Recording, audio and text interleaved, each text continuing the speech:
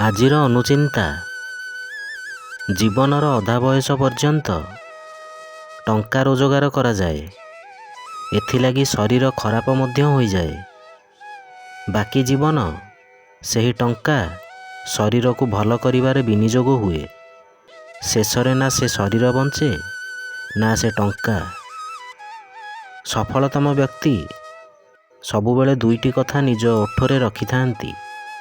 ଗୋଟିଏ ହେଲା ନୀରବତା, ଆଉ ଗୋଟିଏ ହେଲା ସ୍ମିତହସ।